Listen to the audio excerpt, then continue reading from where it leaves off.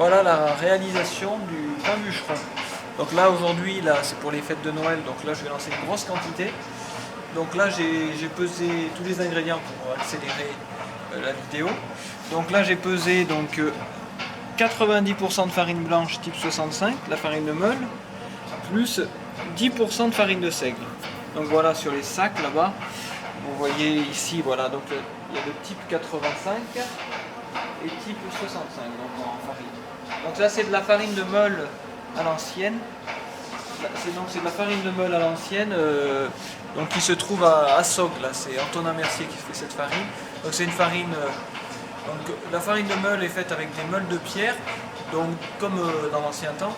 Donc du coup la farine est beaucoup moins abîmée, si vous voulez, ça garde beaucoup plus intact l'amidon et du coup le taux d'hydratation peut être surélevé. Donc je peux hydrater la pâte jusqu'à 100%. Donc si vous voulez dire 1 kg de farine et 1 litre d'eau. Donc la plupart des boulangers ne travaillent pas comme ça. Mais après il y a toute une astuce pour arriver à cela. Mais ça demande un certain temps. Donc là j'ai mis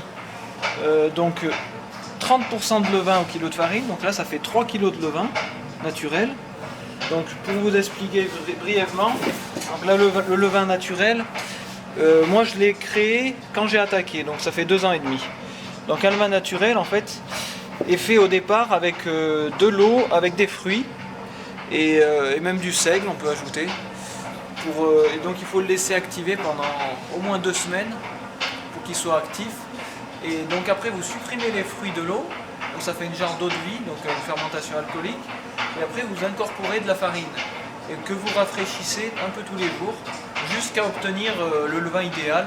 Donc un levain qui a des ferments, qui a du goût et qui s'active quotidiennement. Donc voilà. Donc je vous ferai voir par la suite comment on rafraîchit le levain. Donc on regarde un morceau de cette pâte, on en incorpore à la farine et on renouvelle tous les jours. Voilà. Donc pour en revenir au pain bûcheron, donc là, j'ai mis 30% de levain comme je vous ai dit et je mets 25 g de levure au kilo de farine. Donc là il y a 25 g, il y a au total 250 g pour les 10 kg. Donc pourquoi je mets 25 g? Parce que mon levain naturel est sans sel. Donc il n'y a pas de sel, donc pour faire une moyenne de 18 g au kilo de farine, je suis obligé d'apporter 25 g. Voilà, simplement. Donc moi j'apporte toujours un petit peu de levure en plus. Donc je pourrais faire mon pain sans levure. Mais le problème c'est qu'après il faudra avoir un fournil toujours à température ambiante, avoir une température qui reste autour de 20-25 degrés. Là le problème c'est que là il fait que 18 degrés et ça demande quand même, ça risque de bloquer un peu les pâtes. Le levain quand même il faut une certaine température pour arriver à fermenter normalement. Donc voilà, donc là j'apporte à peu près 2 g de levure au kilo de farine. Voilà, donc là le bûcheron je vais le lancer. Donc là je lance dans le pétrin à la suite des autres pains spéciaux. Je mets tous les ingrédients d'un coup. Voilà. Donc ensuite je fais couler l'eau. Donc là moi au départ déjà je mets quand même 75% d'hydratation. Donc là pour 10 kg de farine ça fait 7 litres 500. Donc là je vais faire couler 8 litres. Donc je vais enlever 500 g. Voilà. Là j'enlève 500 g.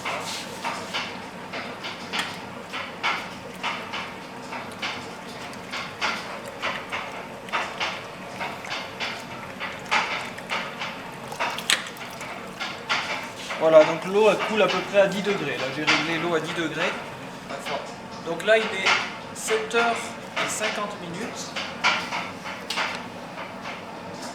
Voilà, il est 7h50. Donc là je vais lancer le pétrin là, pour lancer le pain bûcheron.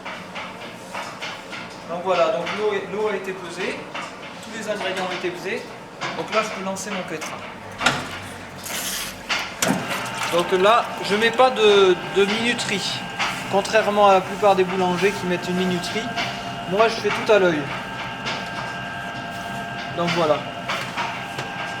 Donc là ça tourne. Je vais laisser tourner en première vitesse. Je vais regarder la consistance. Je vais sûrement rajouter un petit peu d'eau. On va voir comment ça se passe. Donc voilà. 3 minutes plus tard. Là, déjà la pâte commence à prendre forme. Donc là je vais accélérer un petit peu pour qu'elle s'attrape plus facilement.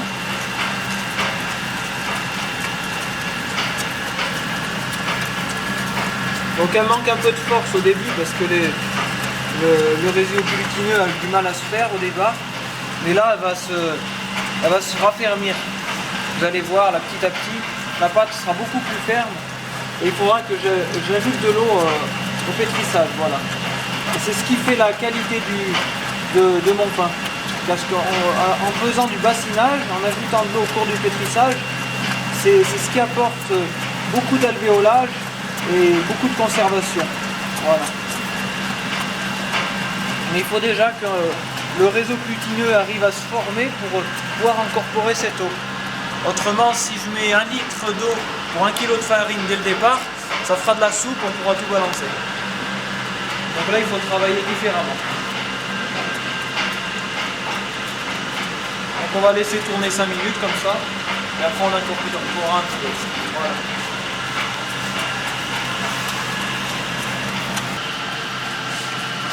Donc là déjà, on peut observer la pâte.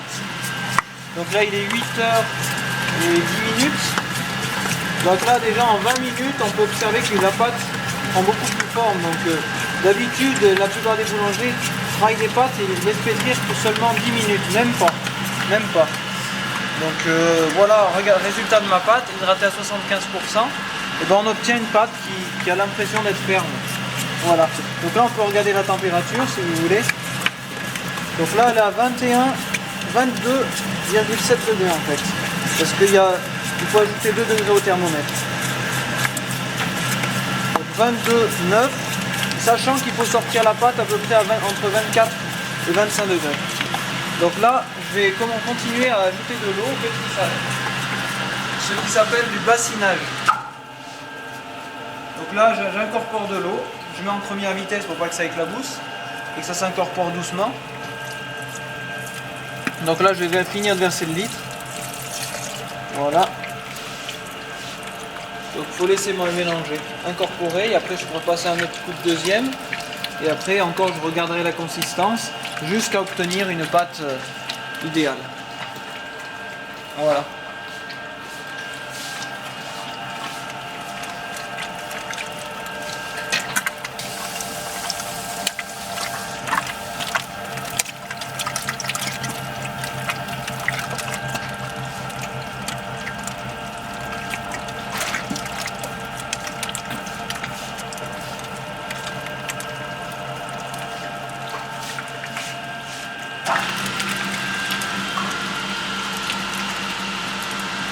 Voilà, donc là je passe un petit coup en deuxième pour accélérer.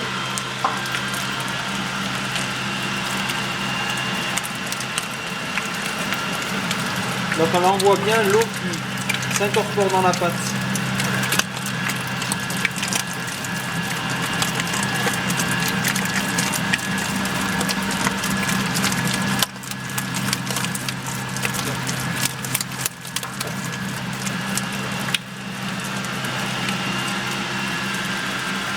Donc voilà, donc là elle prend forme de nouveau.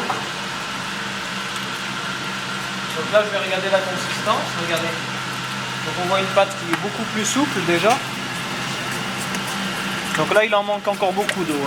Je pourrais rajouter 1 litre au total encore au moins, voire 2.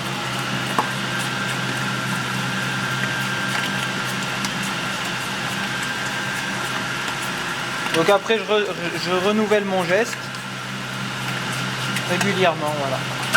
Donc ça demande beaucoup de temps. Donc c'est un pain qui est de qualité, qui a beaucoup de goût et de conservation, mais c'est pas sans peine. Voilà, ça prend quand même pas mal de temps. Il faut toujours être à côté.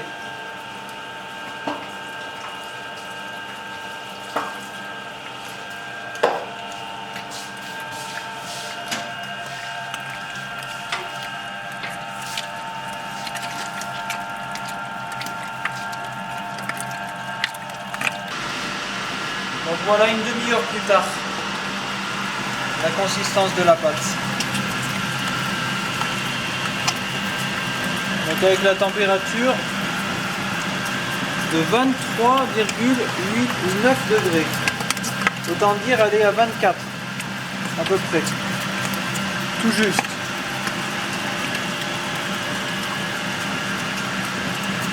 Voilà. Donc c'est une pâte qui est encore un petit peu ferme. Et là je vais ajouter un tout petit peu plus d'eau, mais très peu. Parce que là je vais faire beaucoup de pain aromatique. Et si je force trop en eau, avec le poids des aromates, le pain risque de retomber. Mais habituellement je l'hydrate mieux que ça. Donc là je vais ajouter une goutte d'eau encore.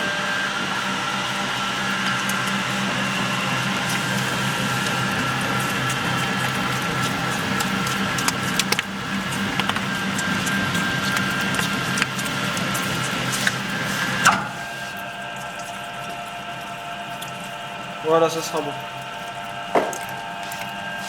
Sachant que la pâte est à bonne température, donc là elle sortira 24,5, 25, ce sera très bien.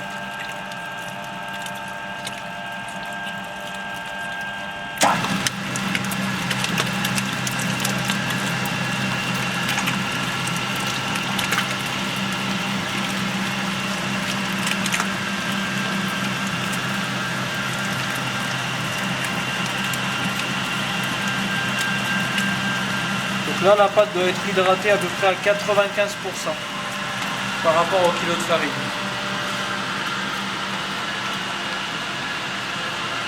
Vu que j'ai rajouté 2 litres d'eau plus un petit peu mieux, donc ça fait 7 litres 5, ça fait 8, 9 litres 500, 9 litres 600. Voilà, donc ça fait, sachant que le levain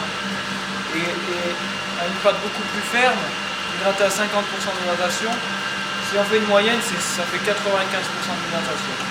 Et vous avez cette consistance-là. Vous voyez, c'est quand même pas... C'est de la pâte moelleuse, mais qui se tient bien. Grâce à la farine de meule qui a énormément de force.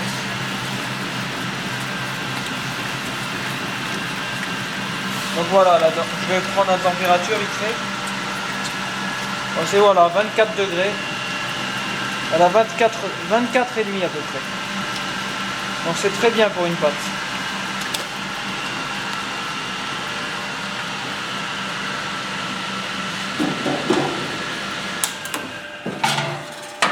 Et voilà mon pain bûcheron qui est pétri. Donc là ça a pris 35 minutes de pétrissage.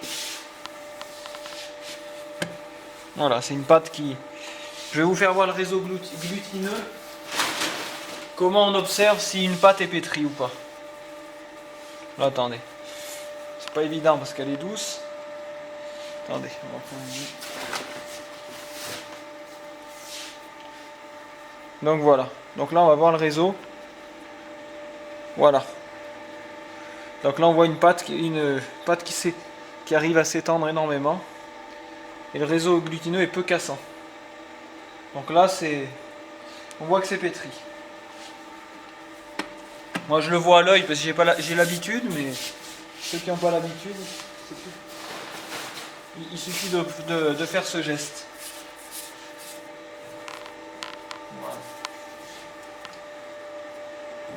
Donc là, il faut être assez rapide dans les mouvements, sinon ça colle les mains. Je cherche un bac.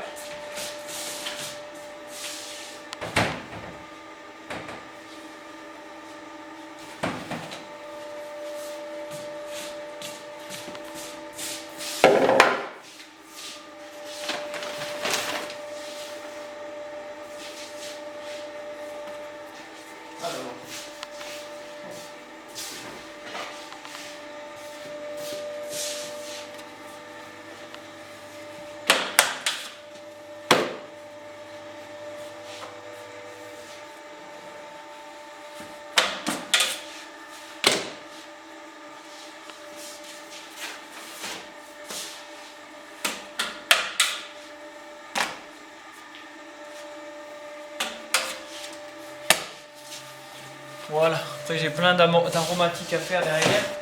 Donc là, je vais déjà faire un bac nature. Et le reste, ça sera tous des aromatiques que je vais incorporer. Je vais incorporer des arômes, des aromates. Voilà, donc je lui apporte encore un peu mieux de force. Comme ceci. Donc là on voit qu'elle se tient bien. Donc on va la laisser démarrer, fermenter pendant environ 2 heures. Donc là il est 8h30. Donc on va laisser fermenter pendant à peu près 2 heures. Et après je pourrais la façonner, la pâte. Voilà. Et voilà le pain bûcheron 2h30 plus tard. Voilà, là il est bien fermenté. Même je dirais presque un peu trop. J'ai été bien occupé avant, donc je ne peux plus aller plus vite. Il aura du goût.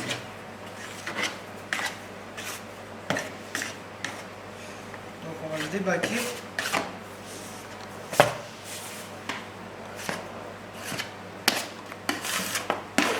Sur le côté.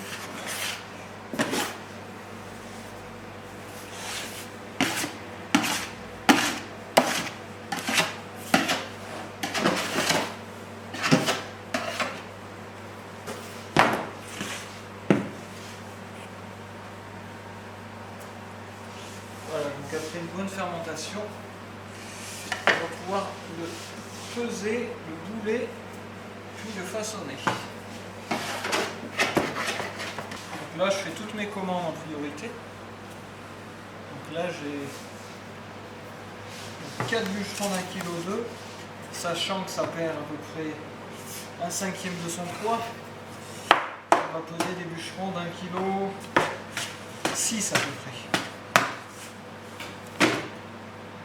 Voilà, 1,650 kg.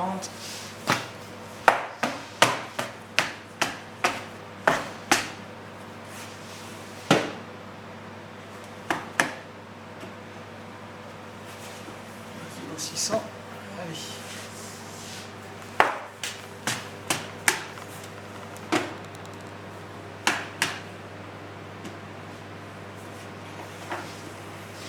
Kilo 7. On n'est pas à 50 grammes près.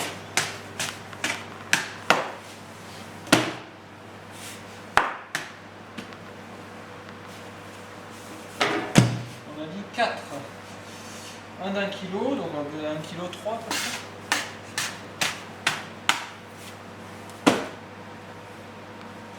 Voilà. Et après, déjà je vais mettre en forme cela. Dans les boules.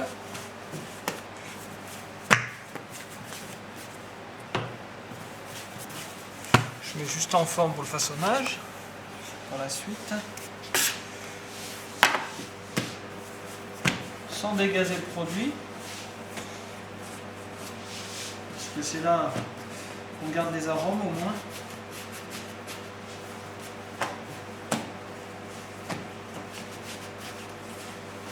Elle est vraiment belle cette pâte. Finalement, la fermentation était idéale. Contrairement à ce que je pensais. Voilà, au moins on est sûr d'avoir les commandes, c'est le principal. Donc voilà le façonnage du pain bûcheron.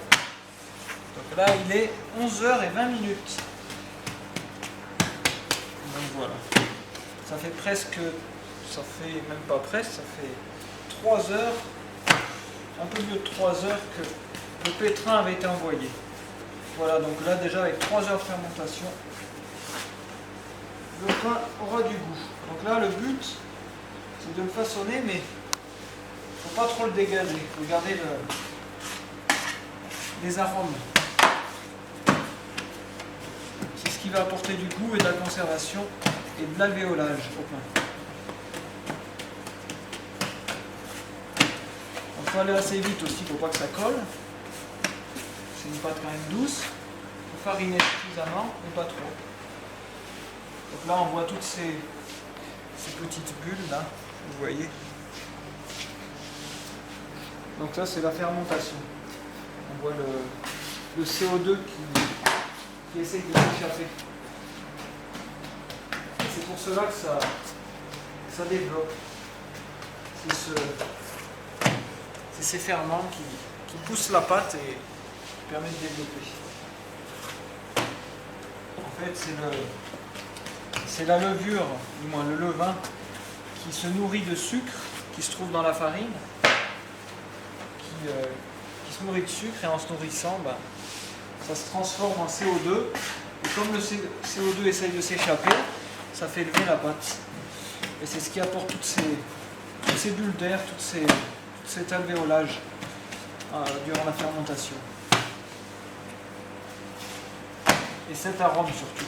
Parce que le CO2, c'est du gaz, c'est une fermentation alcoolique. Du coup, ça apporte du goût au pain. Maintenant, de plus en plus, dans tous les points chauds que vous voyez, il n'y a pas de fermentation. C'est fait tout à la chaîne. Et du coup, on ne trouve pas de goût. Ce goût n'y est pas. Là, c'est le temps de... Si on laisse fermenter une pâte longtemps, avec le minimum de levure, ou bien simplement sur base de vin naturel, le temps est beaucoup plus important. Donc c'est là où on favorise les arômes. Et la conservation. Et sans produits chimiques. Parce que ma farine de meule, elle est naturelle et sans produits chimiques. Donc, ajouter.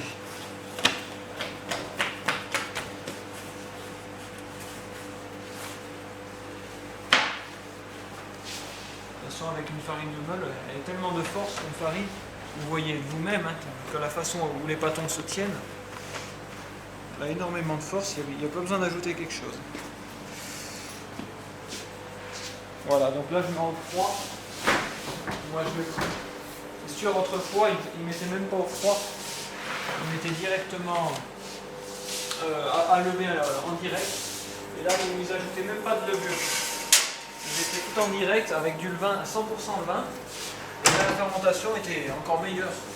Aujourd'hui, c'est pour nous gagner du temps, surtout, et une meilleure organisation, pour ne pas se lever à point d'heure, on ne dormirait plus, quoi. On travaillerait que la nuit.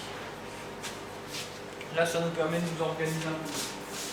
Donc là, on bloque la pâte à 9 degrés. Donc c'est pas vraiment du blocage, on continue à fermenter tout doucement, jusqu'à atteindre le point de fermentation finale avant le fond.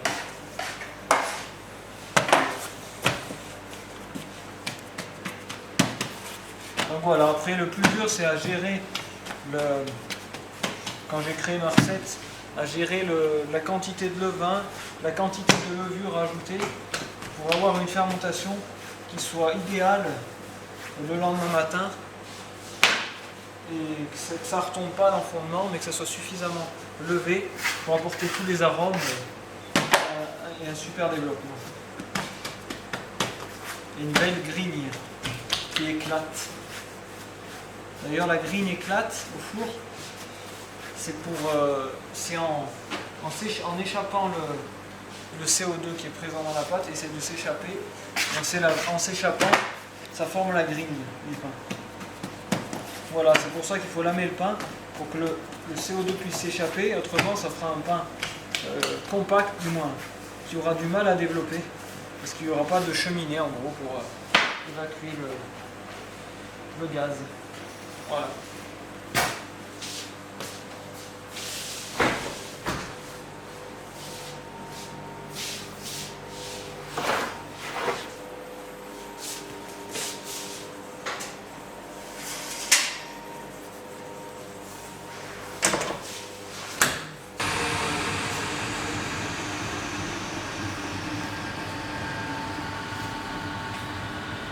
Donc là voilà, 13h30 plus tard, il est 1h du matin, donc le lendemain, là j'enfonce mon pain bûcheron.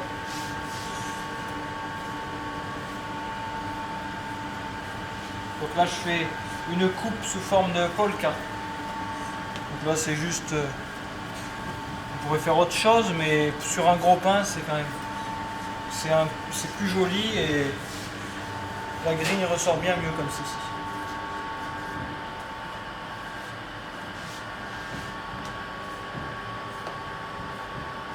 Là, il devrait sortir beau parce que la fermentation était bien. Il a bien levé, mais c'est pas trop non plus. On voit qu'il ne retombe pas, il se tient bien. Donc au four, il devrait prendre beaucoup de volume. Et donc pas mal d'alvéolage. Il devrait se conserver. Voilà.